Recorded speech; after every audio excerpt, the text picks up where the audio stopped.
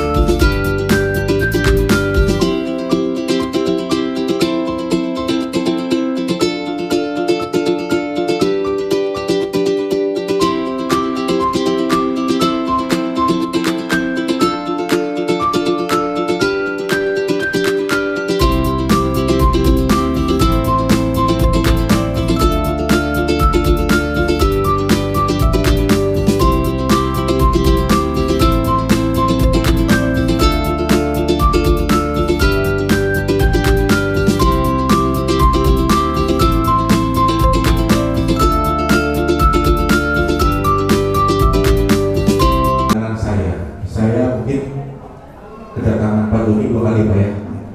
Kemarin reses, sekarang sosper Pak ya. Bagi saya itu bentuk perhatian Pak Joni, bentuk dukungan Pak Joni ke kita wilayah.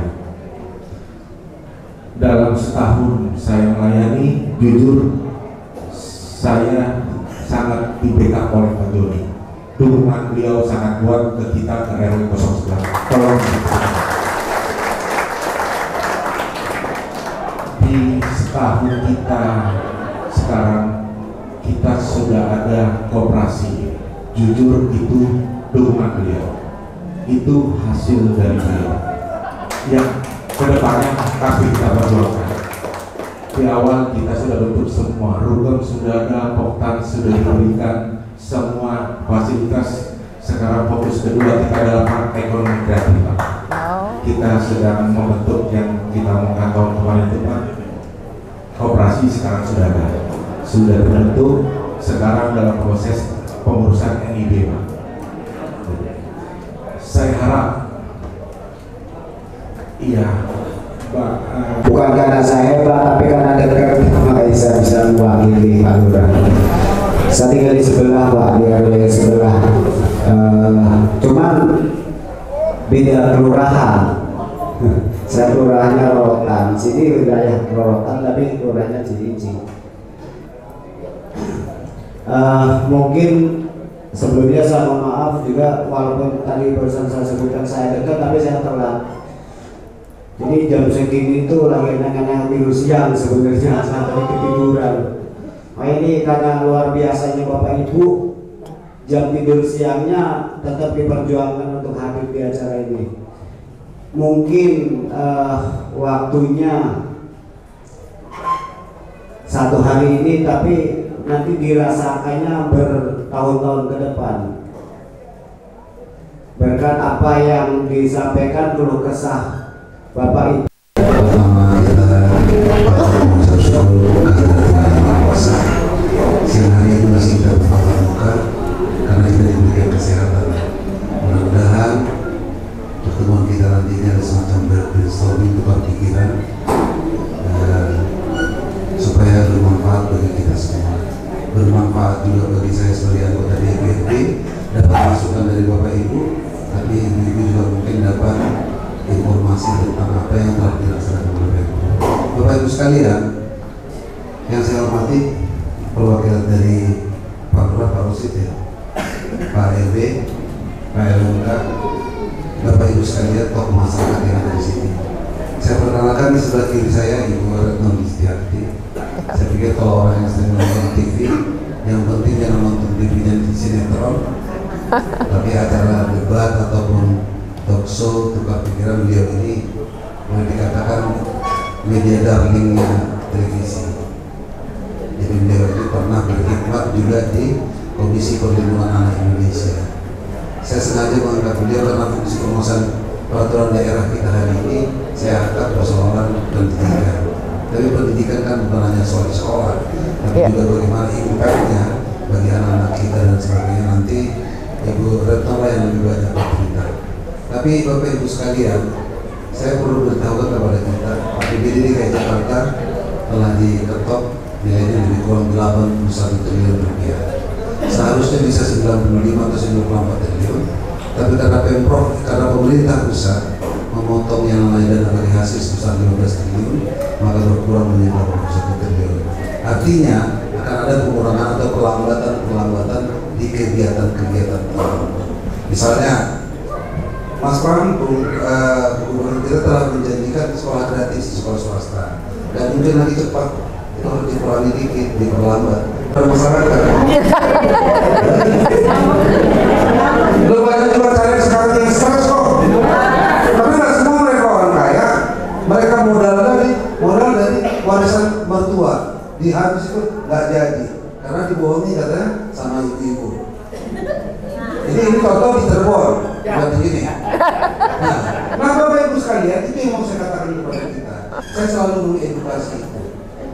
Maka yang dikatakan oleh Pak Hartawan dari Pak Joni harus aspiratif terhadap wilayah kita ini, itu kewajiban saya. Saya siap. Mumpung saya masih anggota DPRD, Bapak Ibu, manfaatkan saya. Manfaatkan saya. Mau soal PAUD, mau soal segala macam, sampaikan kepada saya. Kenapa? Itu tugas pokok dan fungsi saya. Nah, oleh karena itu saya harapkan Bapak Ibu sekalian. Kemudian dari perwakilan kelurahan ya, kemudian Pak RW dan juga Bapak Ibu sekalian, salam kenal. Terima kasih, senang sekali berada di tengah Bapak Ibu sekalian. Saya dengan Pak Joni sebenarnya teman lama ya, lama banget malah ya. Beliau dengan istrinya itu kenal saya karena istrinya sama-sama guru waktu itu dengan saya. Terus juga kepala sekolah, kami kebetulan juga sama-sama kepala sekolah. Lalu saya ke KPAI. Sekarang saya kembali lagi menjadi ASN di Pemprov DKI Jakarta. Jadi kenal Pak Joni sih sudah puluhan tahun gitu. Jadi mungkin 20 tahun kali ya Pak kita kenal, dan Pak Joni ini anggota dewan yang emang peduli dari dulu. Saya kebetulan guru yang memang banyak memperjuangkan hal yang terkait dengan guru dan murid gitu.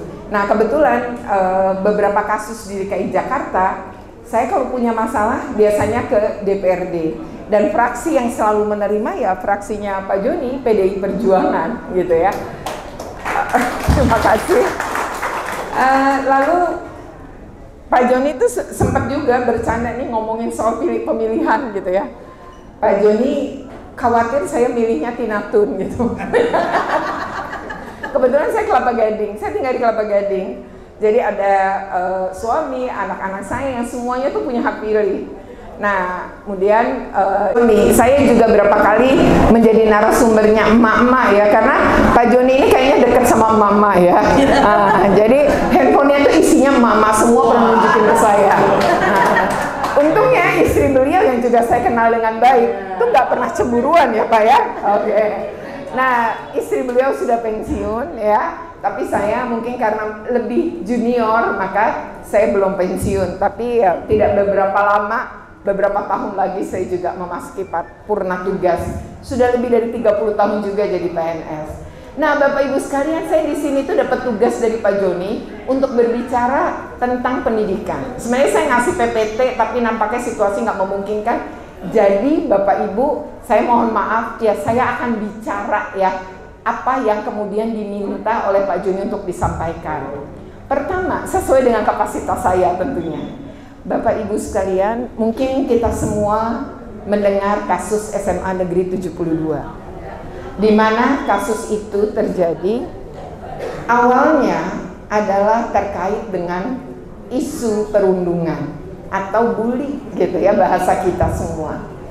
Lalu seorang anak dari hasil penyelidikan polisi bisa membawa bom 7 pula. 7 bom dibuat sendiri, padahal ini anak IPS.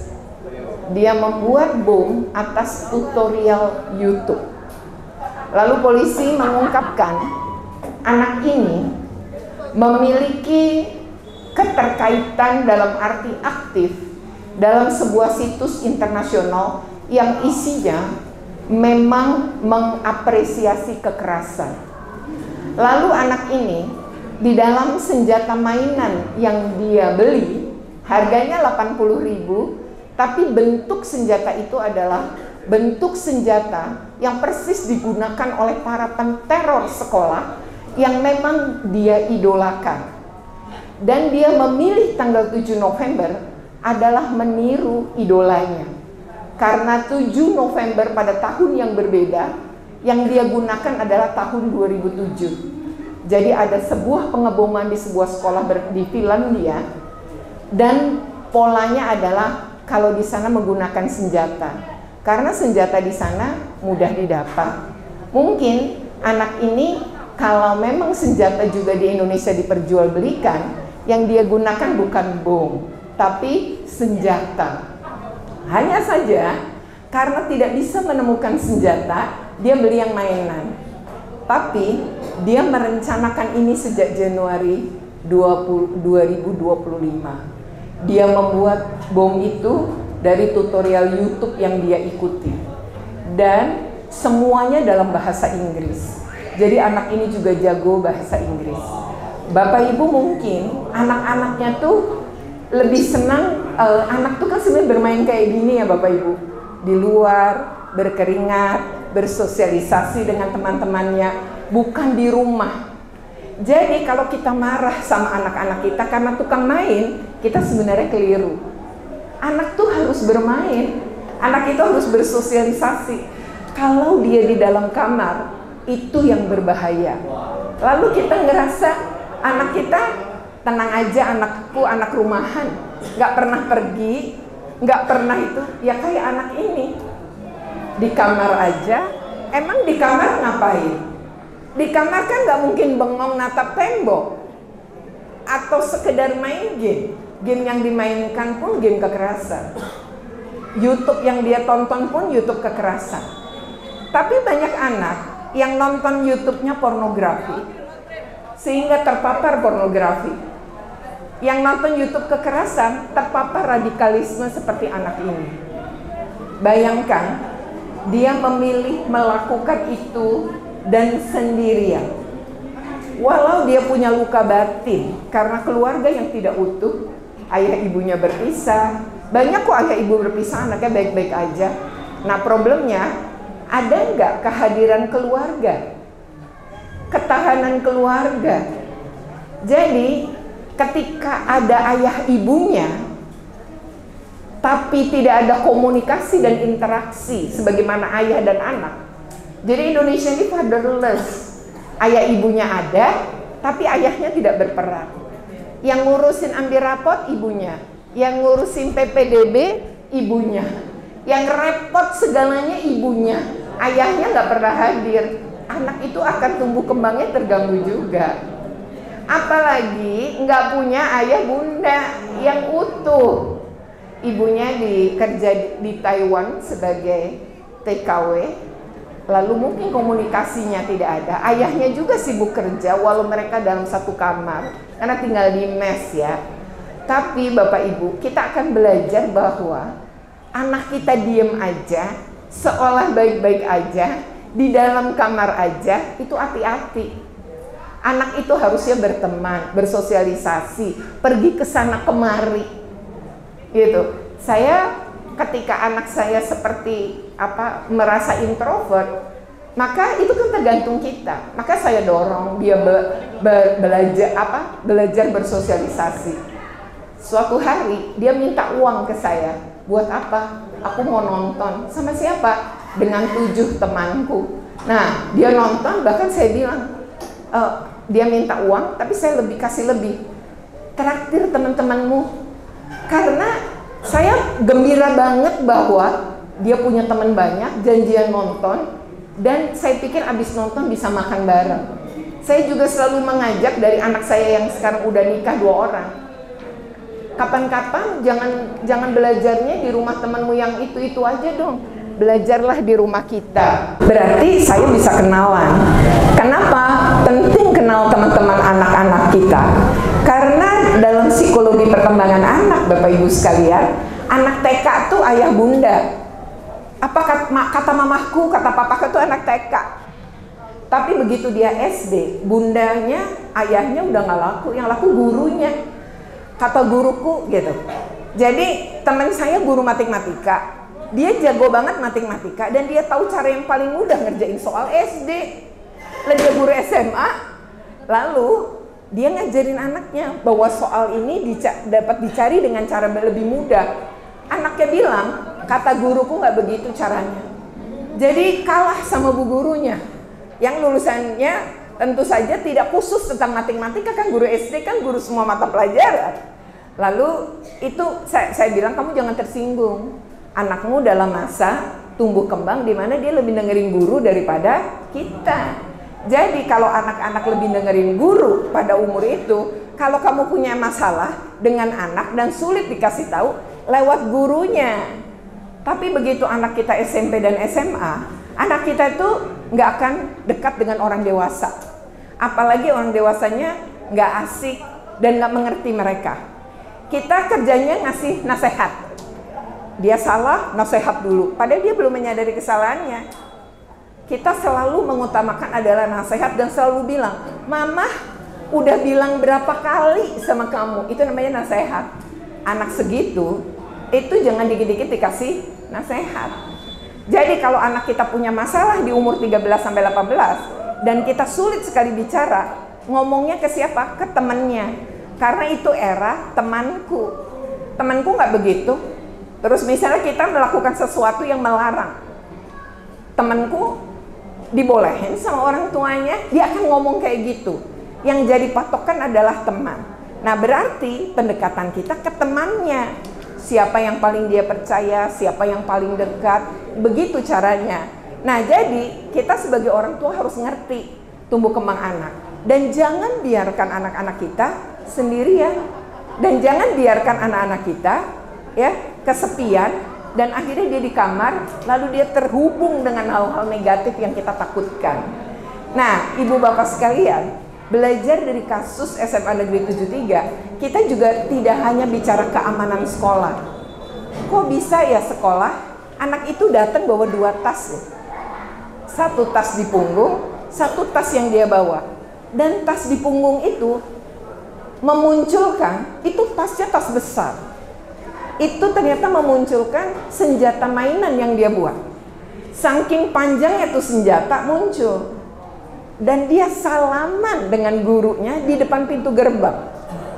Gurunya ngelihat mainan itu dan ngelihat dia repot bawa 2 tas tapi tidak pernah curiga. Kita kadang-kadang nggak peka. Orang tuanya aja nggak peka kalau anaknya bikin bom 7. Bagaimana bom itu bisa dia simpan di dalam kamar? Hingga pada suatu saat ketika dia bawa ke sekolah, dia sadar nih, naroknya harus hati-hati. Dia masukin ke dalam toilet. Jadi di toilet itu tas birunya dia taruh di bawah wastafel. Ketika jam akan bertindak, jamnya sama persis dengan peristiwa film dia. Jadi peristiwa film dia itu dimulai pukul 12.05 penembakan itu dan berakhir pukul 12.25 dan itu sama persis. Jadi ketika dia memencet remote, itu adalah jam yang dia pasang sesuai dengan waktu kejadian Finlandia tahun 2007. Jadi anak kita tuh bisa melakukan peniruan-peniruan persis sama. Dan di media sosial itu, uploadan terakhir anak pelaku adalah tas biru yang dia bawa. Tasnya dia taruh di atas wastafel. Oke, demikian ya. Jadi memang banyak warga ini memanfaatkan betul bagaimana ketemu anggota dewan ya. Tapi saya berterima kasih bahwa Pak Joni mau menyisipkan hal-hal seperti ini, hal positif, mengedukasi warga itu pasti sangat bermanfaat terkait bagaimana melindungi anak-anak dan memenuhi hak-haknya. Oke, demikian. Semoga bermanfaat. Jika beruntung jangan lupa untuk di like, share, komen, dan subscribe. Bagi yang belum subscribe, segera subscribe untuk terus terupdate dengan video pendidikan anak dan kuliner.